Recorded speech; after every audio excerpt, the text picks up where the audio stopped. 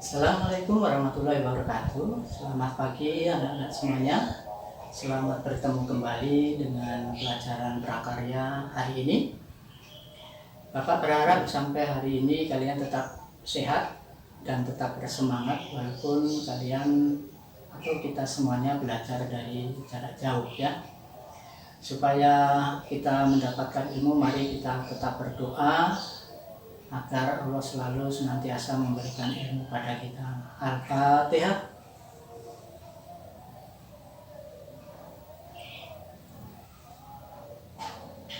Amin. Sekarang kita mulai dengan materinya. Apa hari ini yang akan kita pelajari adalah bab 3 ya, yaitu tentang dasar-dasar sistem elektronika. Pengertian dari elektronika. Elektronika itu merupakan ilmu yang mempelajari alat listrik arus lemah yang dioperasikan dengan cara mengontrol aliran elektron atau partikel bermuatan listrik dalam suatu alat seperti komputer, peralatan elektronik, termokouple, semikonduktor, dan lain sebagainya. Ilmu yang mempelajari alat-alat seperti ini merupakan cabang ilmu fisika. Sementara bentuk desain dan pembuatan sirkuit elektronikanya adalah bagian dari teknik elektro, teknik komputer, dan ilmu atau teknik elektronika dan instrumentasinya. Ya. Nah, kemudian sejarahnya bagaimana? Perhatikan sejarahnya, silahkan didengarkan baik-baik ya. Sejarah elektronika.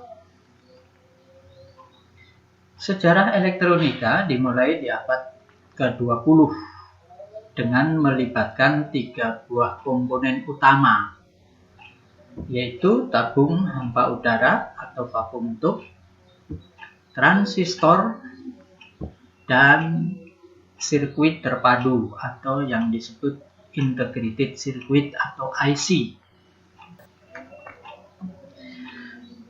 Di tahun 1883, Thomas Alva Edison berhasil menemukan bahwa elektron bisa berpindah dari sebuah konduktor ke konduktor lainnya melewati ruang hampa.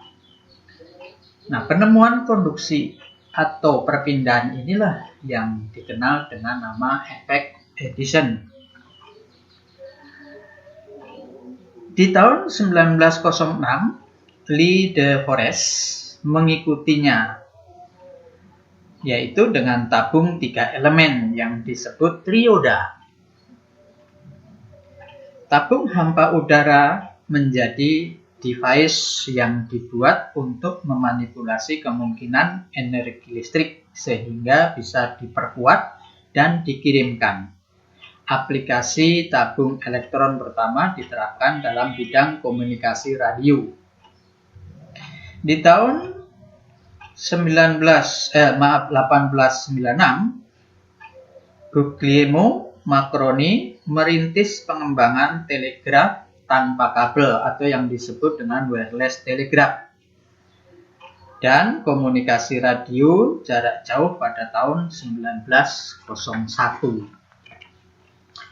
Ketika sistem elektronik menjadi jaminan kualitas, para insinyur Bell Labs memperkenalkan tabung gambar sinar katoda dan televisi berwarna. Namun Vladimir Zhirkin, seorang insinyur di Radio Corporation of America, dianggap sebagai bapak televisi karena penemuannya tabung gambar dan tabung kamera ikonoskop.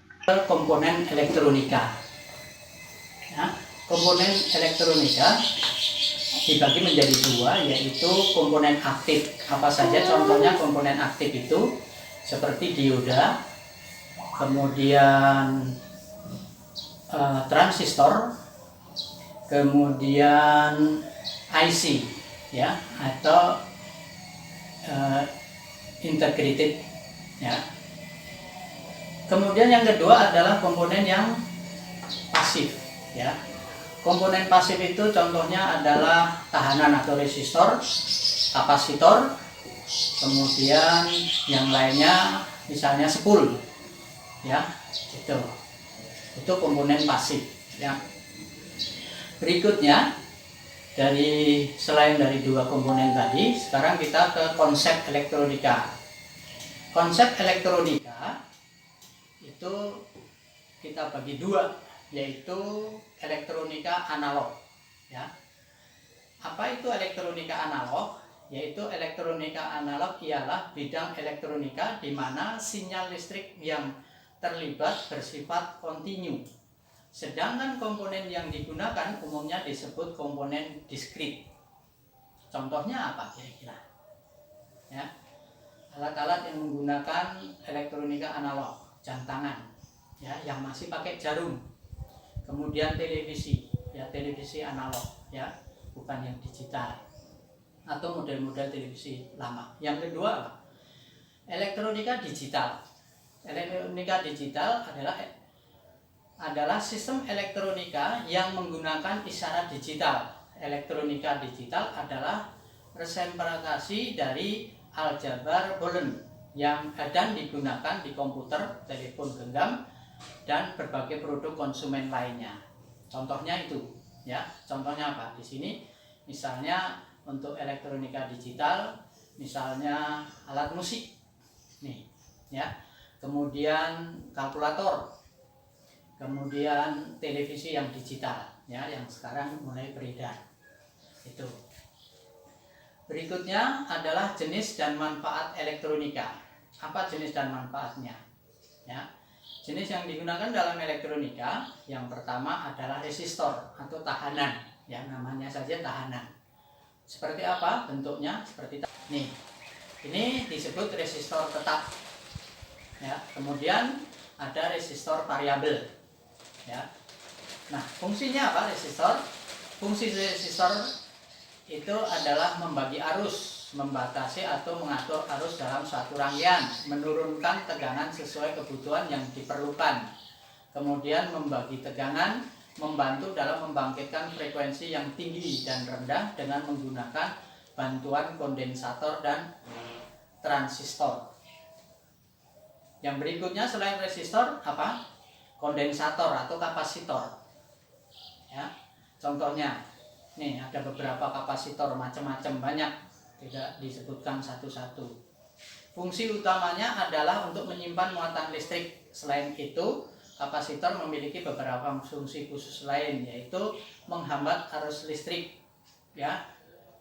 Kemudian membagi starter motor, ya. Kemudian sebagai penyaring. Ya. Selain itu mengatur sinyal atau frekuensi. Kemudian penggeser fase, dan bersama dengan resistor menyaring riak gelombang dan dari atau dalam rangkaian penyearah, ya, artinya supaya arusnya jadi arus arah. Transformator atau trafo, biasa orang menyebutnya trafo. Ini contohnya. Di situ ada tulisan 10A, artinya 10 ampere, ya. Itu trafo. Fungsinya apa? Trafo itu fungsinya bisa untuk step up, untuk step down, ya. Ada trafo otomatis, ada auto transfer variabel, atau ada juga auto transformator pulsa, dan ada juga auto transformator 3 fasa dan lain sebagainya. Kemudian penghantar dan isolator. Penghantar dan isolator, kita akan bahas tentang penghantar terlebih dahulu. Apa itu penghantar? Namanya penghantar berarti menghantarkan arus listrik. Nah, ini contohnya seperti penghantar arus listrik, artinya dia adalah bisa mengalirkan arus listrik. Contohnya aluminium. Sifat pada aluminium dapat ditempa dalam keadaan dingin, tidak tahan terhadap garam, dapur atau laut, warna silver atau perak, ya. Kemudian titik didihnya, P-nya, alfanya ada di situ, titik didihnya 1800 derajat Celcius, artinya dia akan mendidih dalam suhu 1800 derajat Celcius. Kemudian tembaga dapat disepuh, ya, dan berkarat bila terkena CO2. Titik didihnya 200 2236 derajat Celcius sampai 2340 derajat Celcius. Pi-nya itu 0,017 dan rho-nya adalah 0,0043 atau alfa, maaf bukan rho ya, alfa. Kemudian seng, sifat daripada seng itu dapat ditempa dalam keadaan dingin ya, tidak tahan terhadap garam dan asam garam, warnanya putih kebiru-biruan ya. Titik didihnya untuk seng itu sekitar 907 derajat Celcius. Pi dan alfanya bisa kalian perhatikan. Kemudian untuk timah, timah sifatnya adalah warna jernih ya, mengkilap. Titik didihnya 2000 lebih ya, sekitar 2600-an derajat Celcius. Warnanya putih keperakan. Timah itu biasanya untuk solder yang mungkin kalian lihat itu, jadi dia mengkilap. Kemudian isolator. Isolator itu apa namanya? Isolator berarti dia mengisolasi. Artinya tidak bisa mengantarkan arus listrik. Contohnya apa? Keramik. Tuh, keramik ya. Kemudian plastik, karet, juga misalnya kayu. Itu isolator namanya ya. Nah, anak-anak semuanya, saya rasa sampai di sini dulu perjumpaan kita hari ini. Mudah-mudahan ini bisa bermanfaat bagi kalian dan kalian bisa memahami.